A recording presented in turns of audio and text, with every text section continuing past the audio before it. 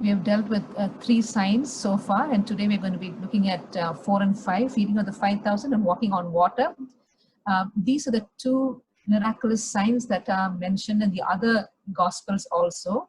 And so because of that, we have a place of comparison with the other Gospels. And today we're also going to come to the first of the I am statements in the Gospel of John. I am the bread of life. I just want to go back over just a quick recap over last time's session, and especially to do with faith, because in the end, this entire gospel is about believing in Jesus, okay? Especially the faith of the royal official gives us, again, a kind of pattern to look at our own faith, okay? So we know that he comes to Jesus because there's a crisis. His son is dying in Capernaum, and he comes to Cana, having heard of Jesus as someone who's basically a miracle worker, probably in his eyes. That's all he sees Jesus as. Okay? And that is a faith born out of crisis. You know, I can probably trust this man to save my son. Heard about him. Okay. Sometimes we are at that type of faith, and then we know at the second point, he is telling Jesus what to do. Basically, come back with me from Cana to Capernaum, as we saw, is about 38 kilometers. Come back all the way with me, because you know that's the way you will be healing my son, only if you come in person and touch him or whatever kind of thing. So he dictates to God how God should work, because he doesn't know Jesus very well. He still doesn't know the full majesty and glory of God, you know, that he can say the word and far, far away things will happen. This is the God who, by his word, brought the heavens and the earth into being. So he doesn't know Jesus that well, and so he says a few things because of his lack of knowledge. And then what do we have? Jesus says, you may go, your son will live. Okay?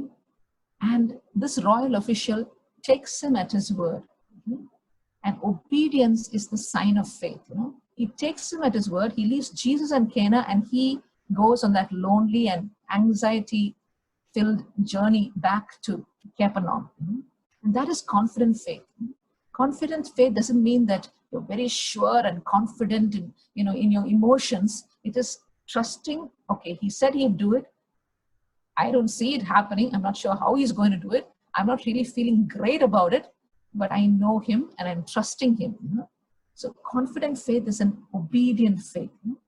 And in our faith journey, I know, you and I, we both have come to places where we're going to just trust him, not really knowing how it's going to work out, but because of who he is and what he has told us. That's confident faith. And on that way, the servants come to him to meet him halfway and tell him, you know what, your son lives.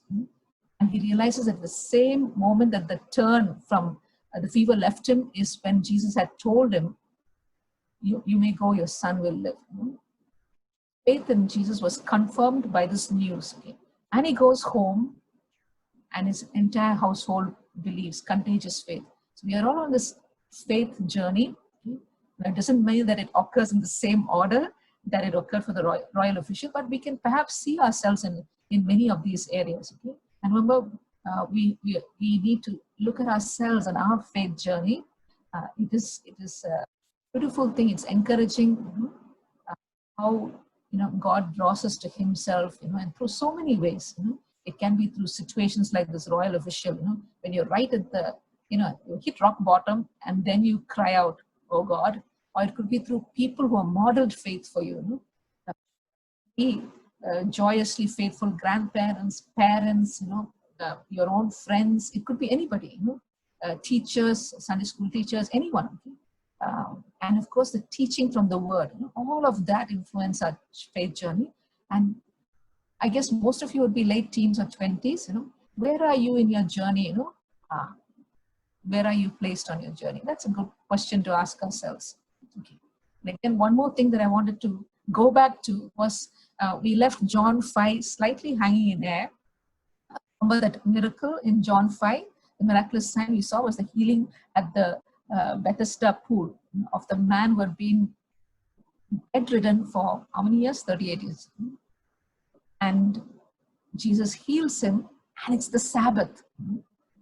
The Jewish leaders, all they can see is, how could you heal a man on the Sabbath? Like, that's totally wrong.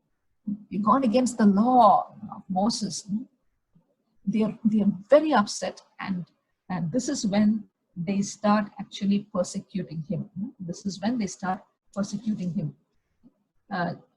John 5, 16 says, okay, and Jesus gives this answer. He says, well, my Father is always working and I must work too. Okay?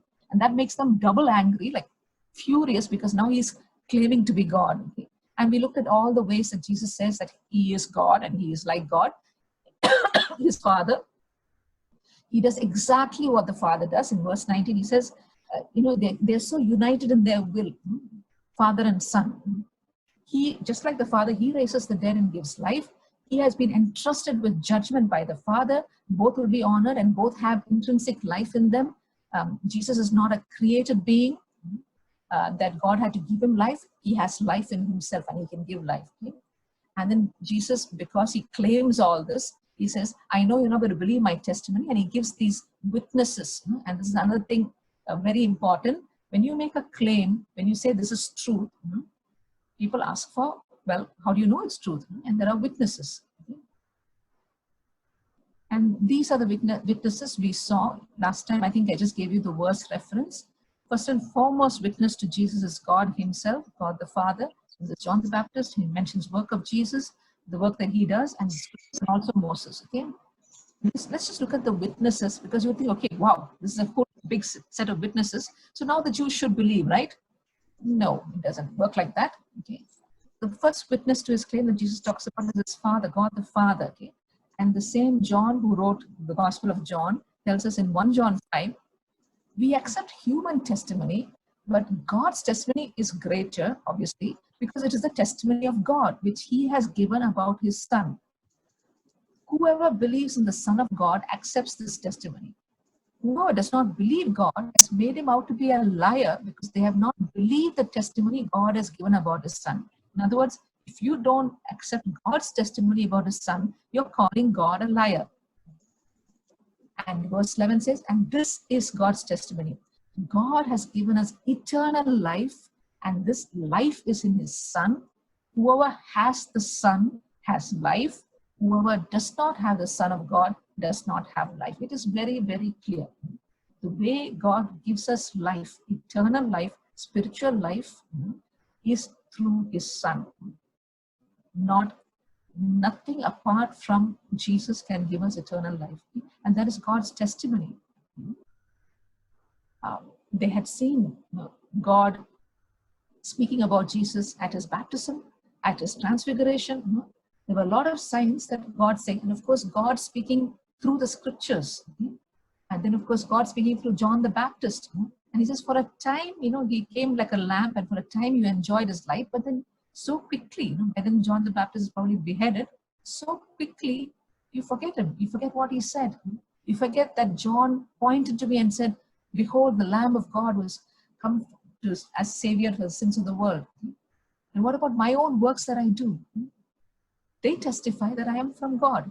I and my Father are one.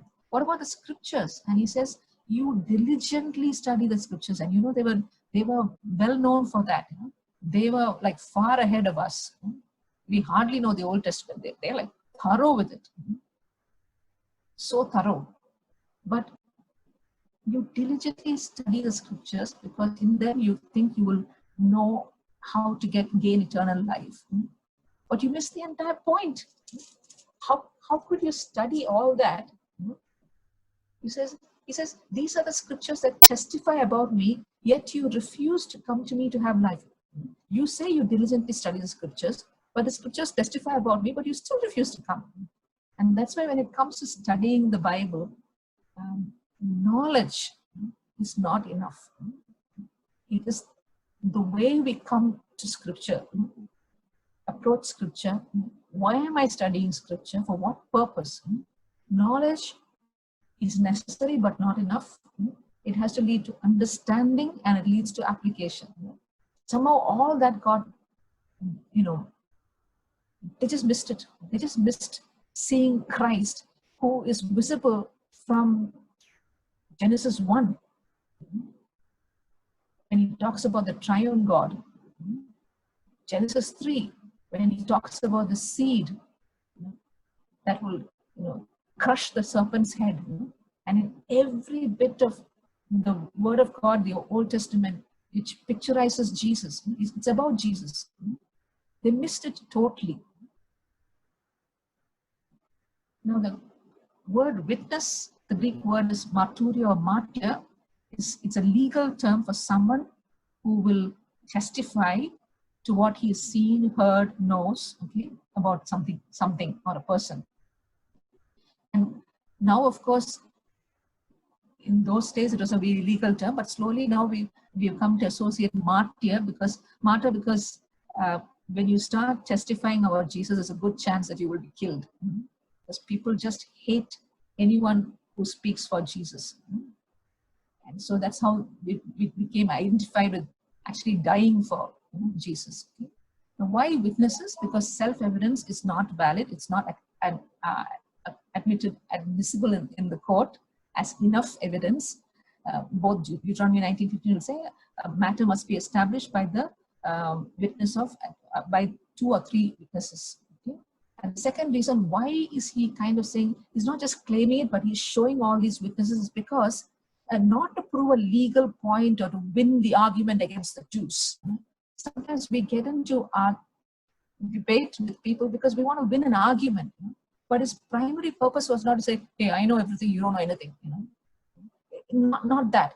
I'm so much better than you. Not at all. The motive for even getting into this sort of dialogue with people who are so anti-him was that you may be saved, that you may have life. And so if you want me to, if the only way to convince you is that I got to produce a whole lot of witnesses, fine. I will do that. Because no matter how you look at me and you treat me, I look at you as lost sheep. I look at you with compassion, with loving kindness, with mercy and grace. And they believe. All of this, we heard about 5 miracles, right?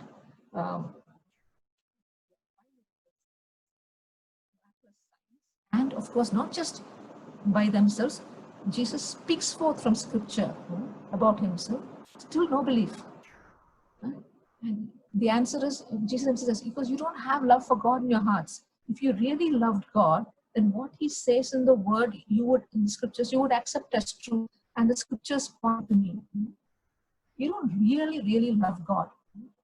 Also, he says another motive. You're actually more interested in getting the praise of men through your religious acts, through showing how much you know of the OT and how well you keep all those laws. For whose sake? Because you want to appear really big in front of other people and you want their praise. You're not using the scriptures to come to me for eternal life. You're using it to become important and to feel self-righteous.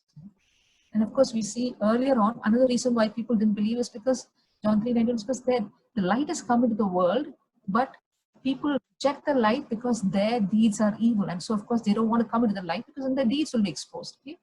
Another thing you'll find later on is they didn't believe because they hoped and wanted a political Messiah, someone who will bring peace from their enemies and prosperity. And Jesus was like, no, that's not going to happen. Then they say, oh, then this can't be the Messiah. If it's not the Messiah that I have formed, then you are not the Messiah. If it's not the Messiah that I want, then you're not the Messiah. And these are the reasons that they didn't believe. And because remember, John's gospel is all about belief. You need to know why people don't believe, why sometimes we find it difficult to believe. These are some of the reasons so far that we have come across. Well, let's get into today's study. We said John 6.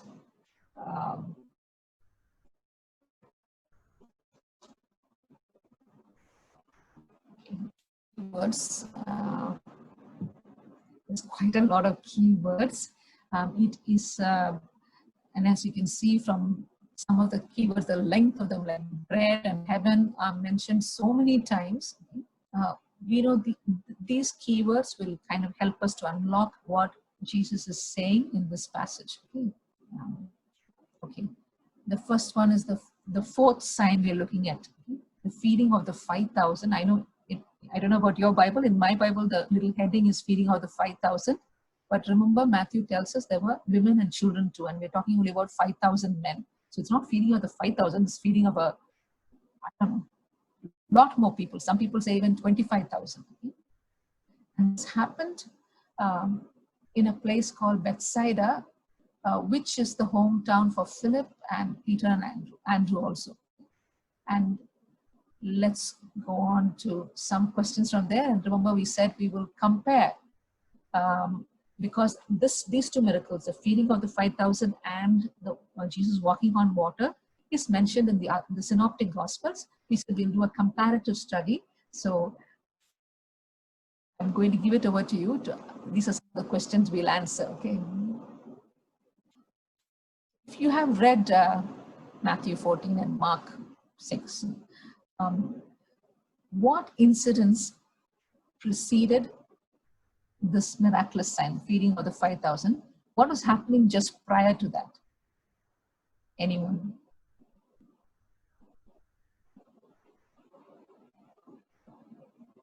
John the Baptist beheaded. Ah, yes, a very important thing. John the Baptist had been beheaded, and we hear that Jesus was feeling very troubled about that, and he wants to spend time on his own. Very unfairly beheaded. Anything else happening around that time?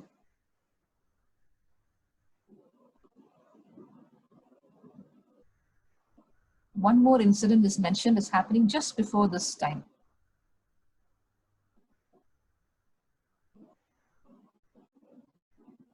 Okay, the other incident mentioned is that Jesus had sent out the 12 disciples to go preaching by themselves. Initially it was John the Baptist preaching, then Jesus preaching, and now he's epikified the 12 disciples to go out and preach in the different small villages and towns. Okay? And they come back with great reports, and they're so excited. And they're so excited they've not had food at all. And Jesus says, come, let's withdraw to a quiet place. And he says, let's rest and minister. But then, so both these incidents have happened, and Jesus just wants to just go away. And what happens is the crowds see him and start following. Okay, and as usual, Jesus sees them, has compassion on them, and starts teaching again. Okay, now the feeding of the 5,000 is such a familiar story. You have probably heard it from Sunday school days. What are some of the lessons that we can learn from this study? You've heard it so many times. What can we learn from it? What all can we learn from it?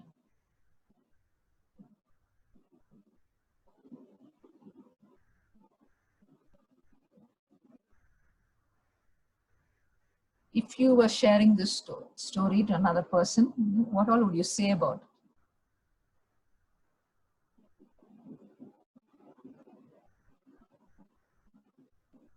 About God's unlimited capacity.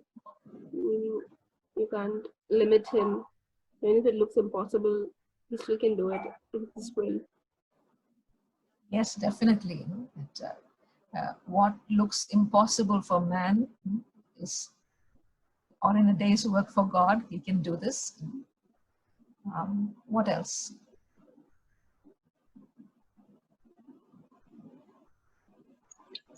Whatever little we have, we can take it to Jesus. Like it may seem insignificant to us, like the 5 loaves and 2 fish. So whatever little we have, we can just take it to him and he can use it for greater things. We need not think it's too little, that it won't be enough. Absolutely, thank you. Sometimes when you look at a great big work and say, the work is so big, my resources are small, I'm not that well off. What can I provide for this? And God is saying, come to me with what you have, and it's okay.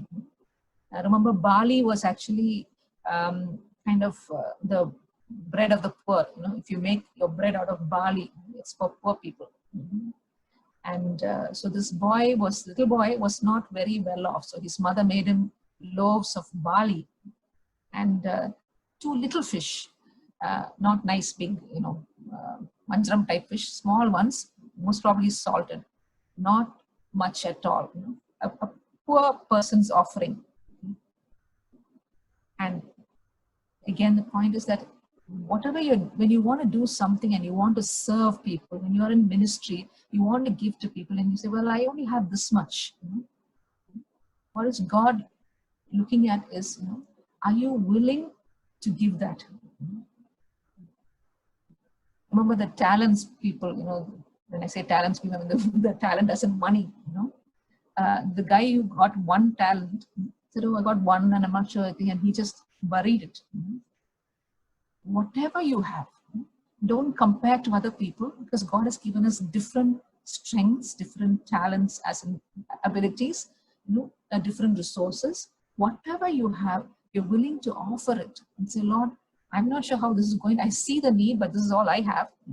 But I'm giving it to you. And God will start working. So that's a beautiful thing. What else do you notice?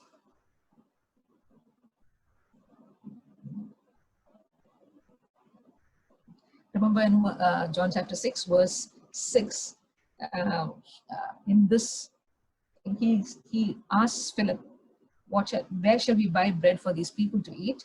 And he asks this only to test him. Okay? So sometimes you're put in situations and it is a test. Because he must have thought, okay, these disciples have been with for a while. Okay? They've seen a lot of miraculous stuff happening. They put their faith in me. Now let me see if when they look at this huge crowd of thousands and thousands of people, will the faith hold, the faith waver? Will they doubt? Okay. So that's why he used it as a test, to see what will they do. Another thing, when you mentioned that God is able to do a lot, if you look at verse 7, Philip says, even 8 months' wages will not buy enough bread for even one small bite per person. And then Andrew, when he brings the 5 loaves and small fishes, he says, how far will these go among all these people? Okay? So they are like, okay, even if we try with our very best effort, each one is probably going to get less than a bite, a mini bite of the food.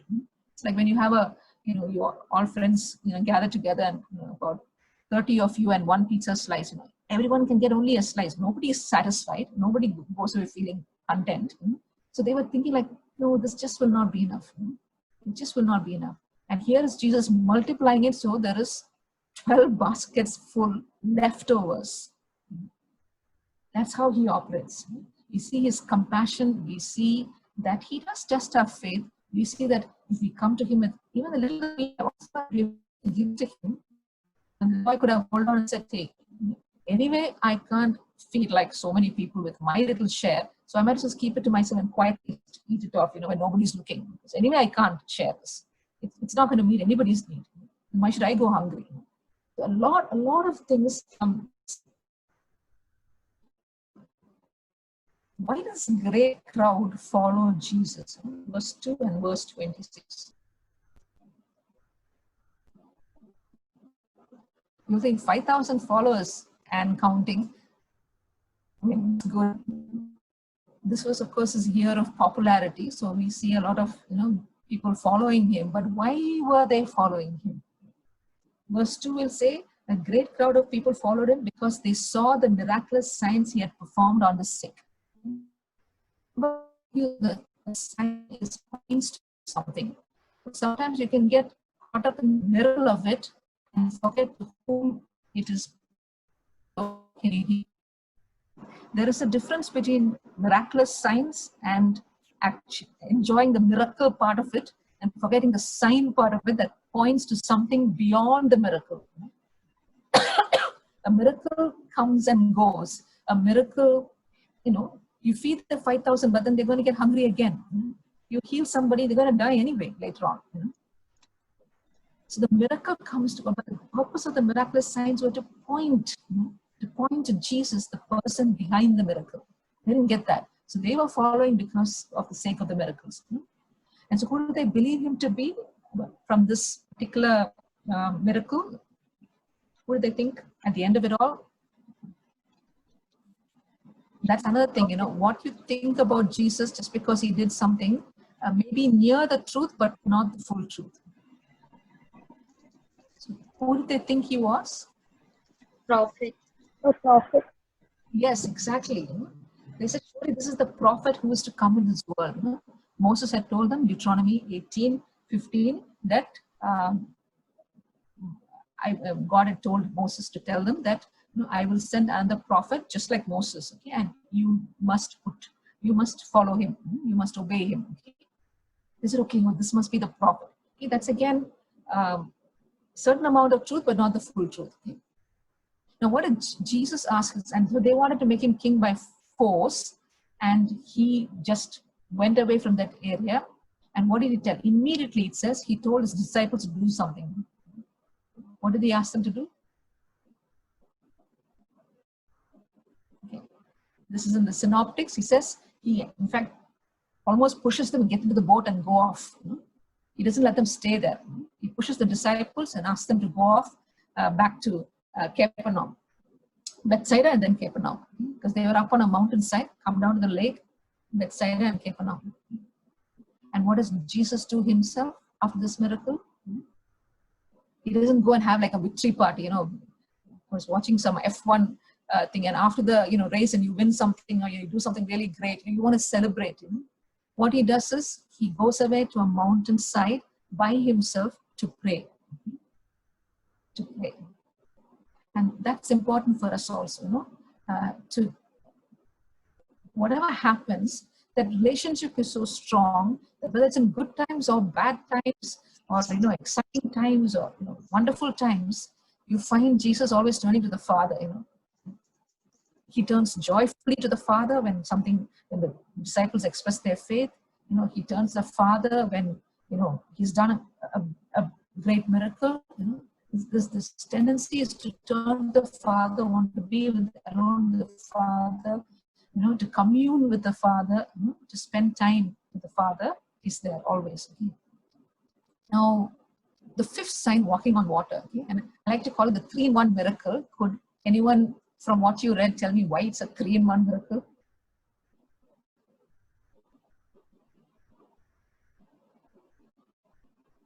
What else happened? I mean, we all know Jesus walked on water, but what else happened?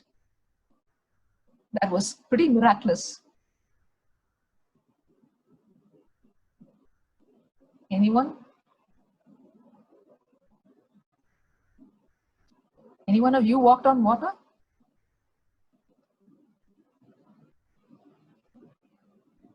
No, Auntie. So who else walked on water? Any human who walked on water? Bros. Peter. Thank you so much. It's puncham like pulling out teeth, but the 3-in-1 miracles. One is Jesus walks on water. Peter walks on water, albeit little, for a very short distance. Okay. And one more thing happens. Once Jesus gets into the boat miraculously reaches the shore like that. Okay. And if you read the Synoptic Gospels, you'll know. So it's a 3-in-1 miracle. Remember, Jesus just told his disciples, get in the boat and go. Some people say it's because he didn't want them to get caught up in this crowd frenzy of let's make him king by force kind of thing. And he sends them away. He goes out of the mountainside. So they're in the boat. And actually, it's not a great big distance from Bethsaida to Capernaum by boat. Okay. The problem is that they get caught up in a storm. Okay? And they are rowing vigorously, and because the wind is coming from the opposite side, they're not making much progress. And it's nighttime. Okay? And it's nighttime, and then Jesus, in the 4th watch of the night, the 4th watch of the night is 3 a.m. to 6 a.m. He comes to them. Okay? He knows they're in trouble, they're frightened, it's a storm again, and he comes to them. And one of the Gospels says, he thought of overtaking them, coming alongside of them, and they see him and they get totally freaked out. They think he's a ghost. On top of everything else, you think you're going to drown, and then you see this ghost appearing. Okay? And then he says, and then we're going to look at some conversations that happened during this entire miraculous sign. He says, take courage, it is I, don't be afraid. Okay. They were fearful. He addresses that. Okay. And then of course, Peter says, okay, if it's you, but then if it's you, tell me to come to you on the water. He says, command me and I will to come to the water. and Jesus says, come. Okay? So Peter does exhibit faith at that point. Okay? He gets out on the water, but then we all know what happens because this is a very famous story. He walks in the water, he sees the winds, he gets scared, and he starts sinking. And he calls out, Lord, save me. Doubt makes him look at the waves, he starts sinking. And Jesus immediately pulls him up. Okay? He says, you have little faith, why did you doubt? He's got a good right to say that because they have been with him from a very long time. Why did you doubt? At this point, I've got to stop you and say that that's how we all are. We are fearful, then we have faith, and then we doubt. Okay, and then we have faith again, and in between, we can sort of a lot of things also. Now, why were they? Mark 6 gives us a little bit more detail. He says they were completely amazed, for they had not understood about the loaves. Their hearts were hardened. Jesus walked on water. Jesus makes Peter walk on water. Jesus and Peter get into the boat. Suddenly the wind, everything is calm, and the boat is like, like supersonic kind of thing. It reaches the shore without them having to put any more rowing effort at all. And they were like totally amazed because he says, because they hadn't understood about the loaves. Because even with the feeding of the 5,000, Jesus taking up those little offering and giving thanks to God and breaking it and distributing it, multiplying it and distributing it, they were still doubtful. They were still doubtful. And then when all this happened, and the boat just boom, when reached the shore, they bowed and worshipped him. Matthew 14 says they worshipped him and said, this is the first. Truly, you are the Son of God. Faith again. Now, this miraculous sign and the way the disciples responded, gives us a bit of hope, and also helps us to know what faith looks like.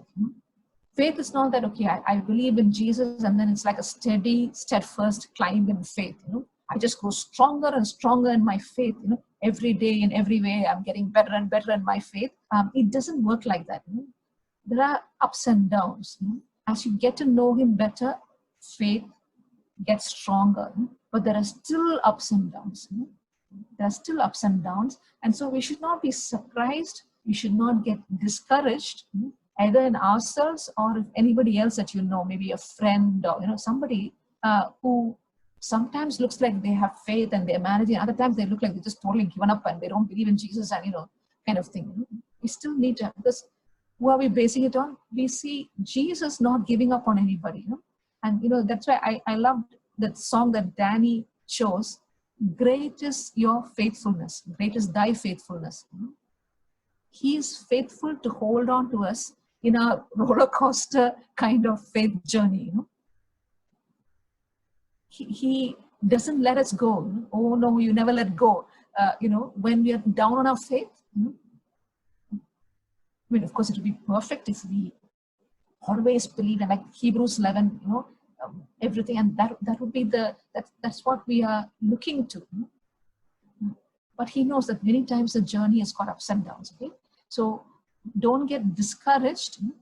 Expect this, but also be prepared so that you know that okay, things may go well, then things may go bad. At that point, I must be careful. I have the not the witness or the example of the disciples that and maybe I will try because I know what they didn't know. I know that Jesus rescued them from the storm. They didn't know they were actually going through it in real time. But because I have this example, maybe this time when things don't go so well, I won't be so quick to lose trust in Jesus. I'll hold on just as he's holding on to me. I will trust that he's holding on to me.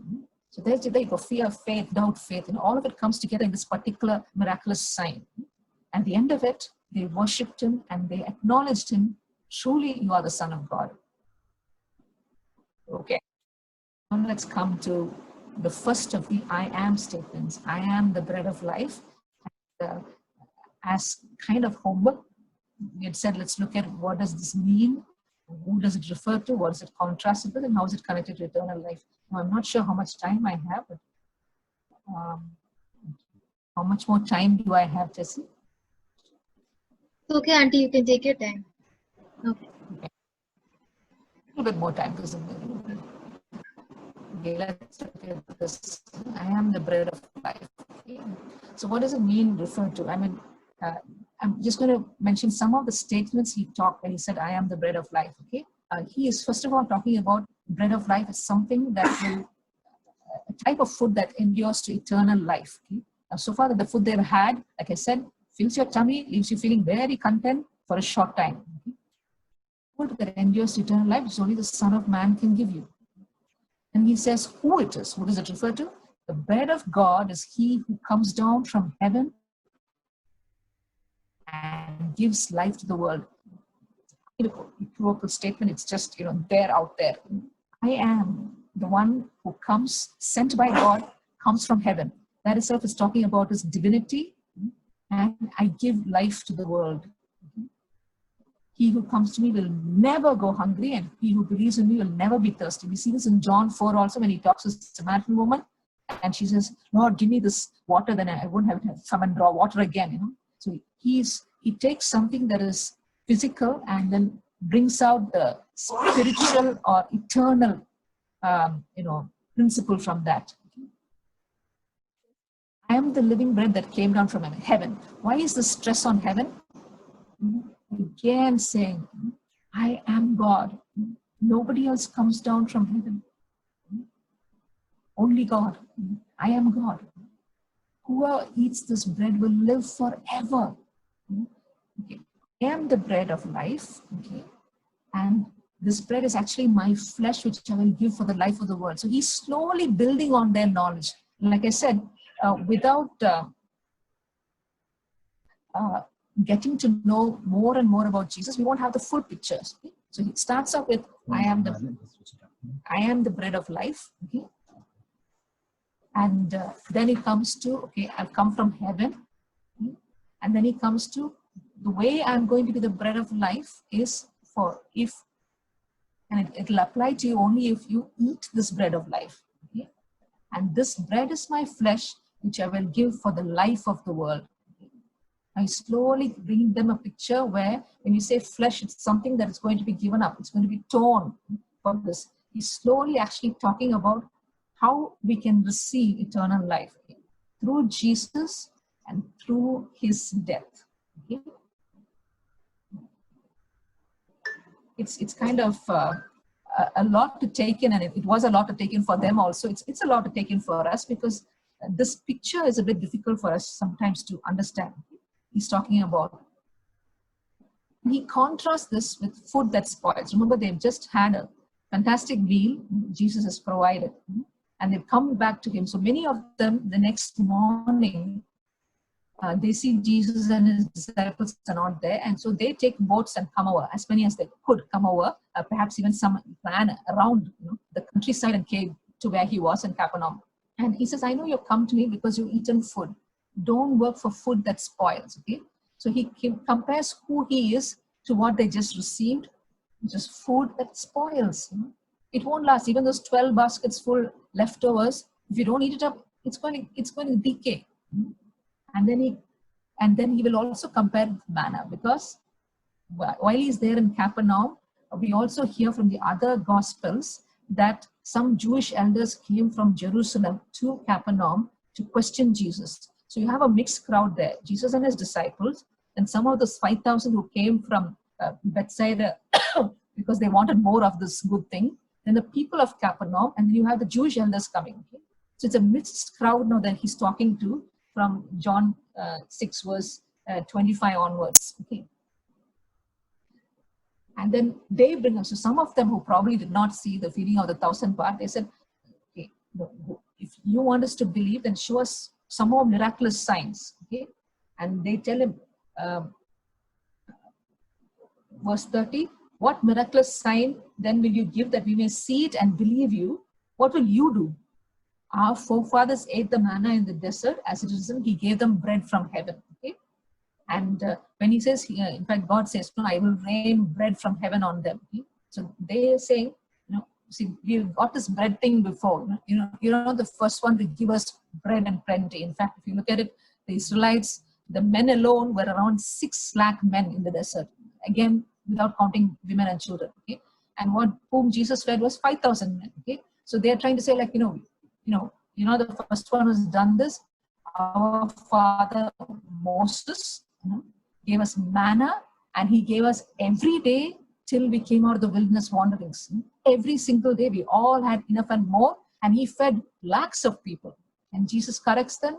It's not your father Moses, it is God the Father in heaven who provided the manna. Okay? And then he says, I am that bread of life from heaven, bread from heaven. Okay? And then he contrasts manna again, saying, your forefathers, yeah, they ate manna. Okay? Verse 58, and died. They ate manna, but they died. But he who feeds on this bread will live forever. He's contrasting manna, which was again a miraculous sign, but it was a temporary sign. Last of all, how is this connected to eternal life? Okay, now this part of it nobody likes, and it's very difficult to understand also. In fact, in between they grumble and say, what's he talking about? How can he say he's descended from heaven when we know exactly where he's from? He was born to Joseph and Mary, and he's we know, they said, verse 42, is this not Jesus, the son of Joseph, whose father and mother we know? How can he now say, I'm coming from heaven?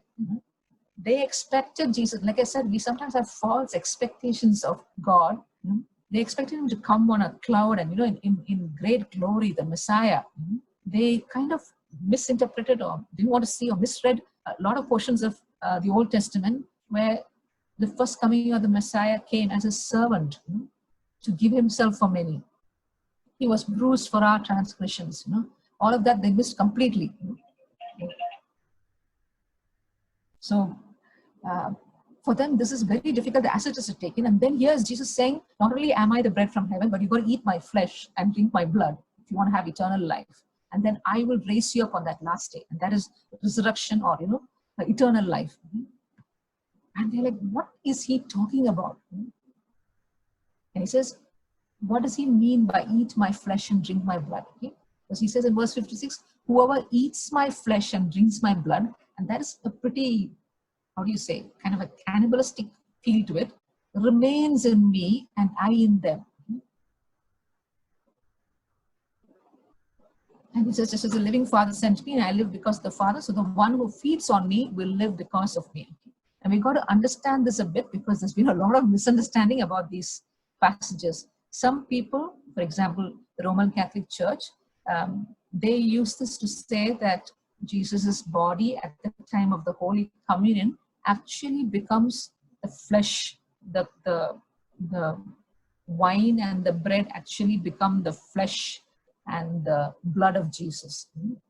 And you're actually crucifying him again. He's actually going through that crucifixion again, and it becomes the actual flesh and blood of Jesus. Okay? But is that what is meant? No. Does this even refer to Holy Communion? No. Many people think, this is a reference to the Lord's Supper. There's some reasons why it is not a reference to the Lord's Supper, though the Lord's Supper portrays this. For one thing, the Lord's Supper was instituted much later. We're talking John 6, that's in John 13. Okay? The Lord's Supper is meant, as you will see in other books also, 1 Corinthians 11, all that, it's meant for believers, those who already believe in Jesus, to remember and to fellowship with Jesus as they remember his death and his coming again. So, and another misunderstanding is that if you do this, you will be saved. There is another misunderstanding. No, just because anybody can walk into a church and have some communion doesn't mean that they're automatically saved. That is not the purpose of or the meaning of eat my flesh and drink my blood. It says it is a metaphor. And when you look at similar verses, whoever eats my flesh and drinks my blood has eternal life. You'll see a similar verse which says, whoever comes to me and believes in me will have eternal life. Okay. Verse 40. For my Father's will is that everyone who looks to the Son and believes in him shall have eternal life, and I will raise him up at the last day. Okay, so can you see how? And I will raise him up at the last day. It mirrors that. Okay, so we got to remember when Jesus is talking metaphorically or symbolically, because otherwise we'll have to think of him as a door and a wine and a lot of things. We don't take it literally.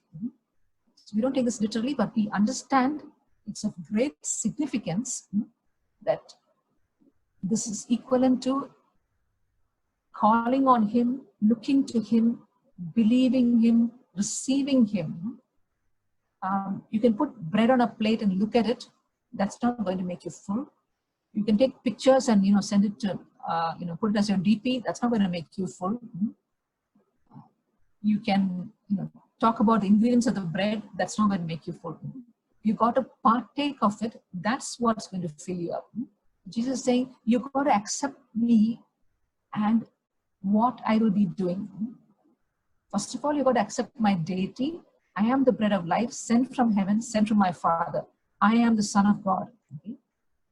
And I give eternal life. This is a bread that you eat it. It lasts you for eternity. It gives you life, not temporary physical life, because then you'll have to eat bread again tomorrow, but eternal life. That's the first point.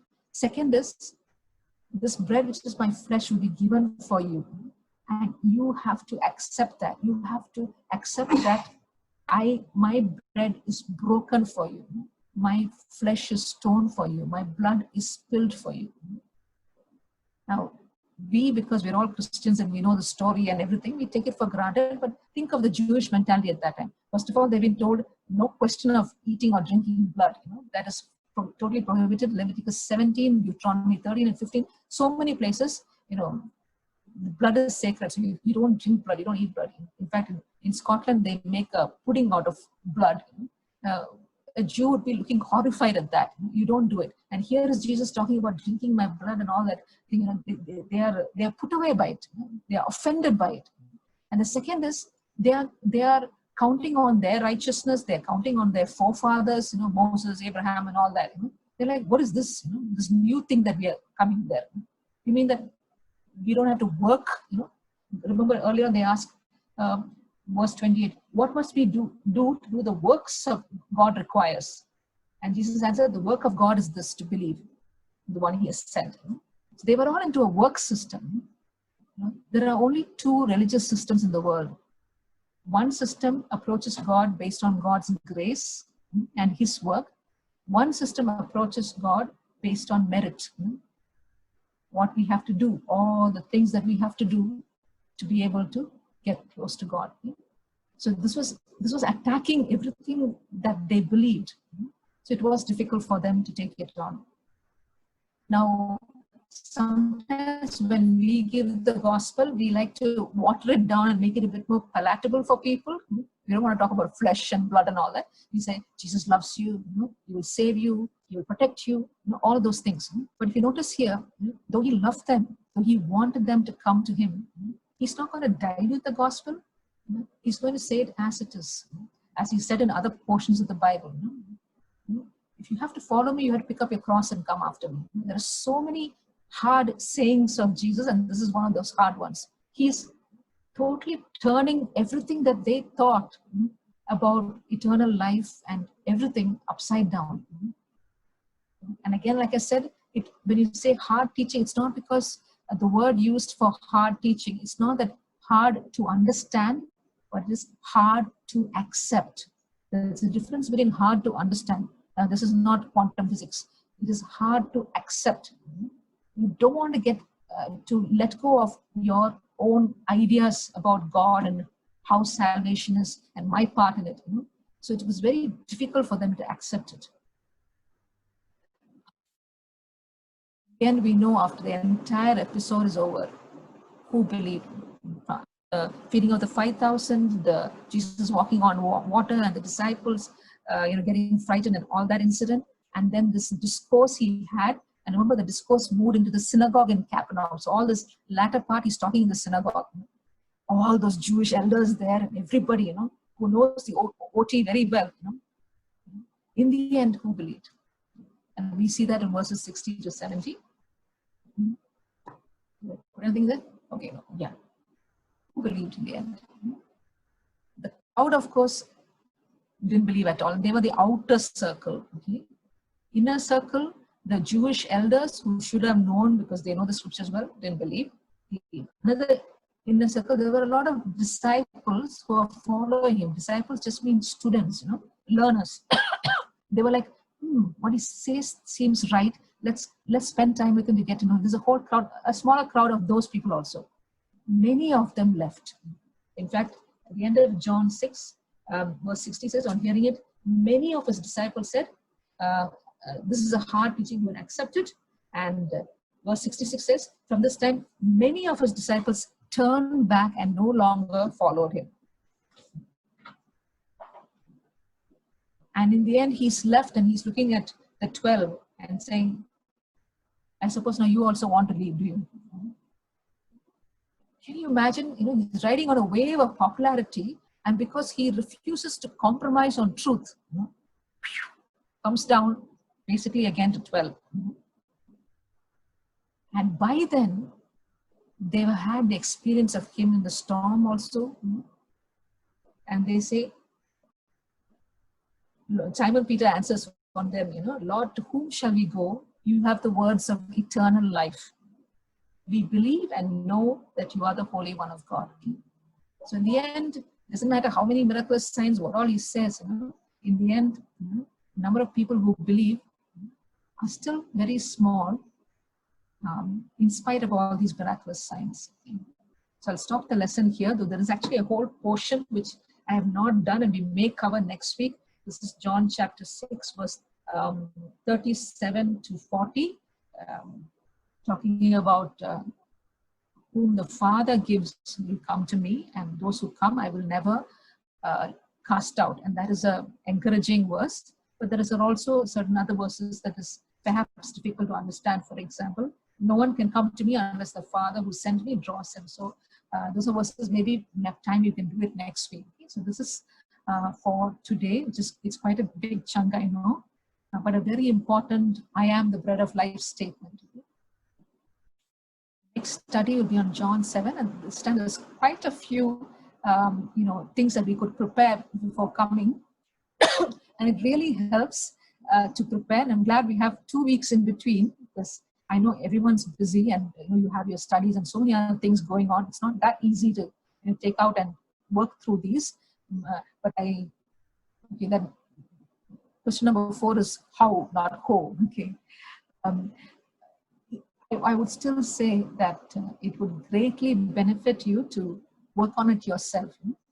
Not looking for perfect answers, because I don't have perfect answers also, but self-studying is the most beneficial. Sitting with God, the Bible, and reading, and trying to, and these questions are only like a guideline to help you get through that chapter. Okay? So hopefully after 2 weeks, when we go through these questions, I shall do less speaking and you guys will do more talking. Okay. I'll just stop. Okay. Let me just pray before you have your announcements. Okay. Lord and Heavenly Father, Father God, we thank you so much for your word. We know that it's not meant to be obscure, Lord. Your word has life in it, and I know that you wanted us to know you through your word, Father.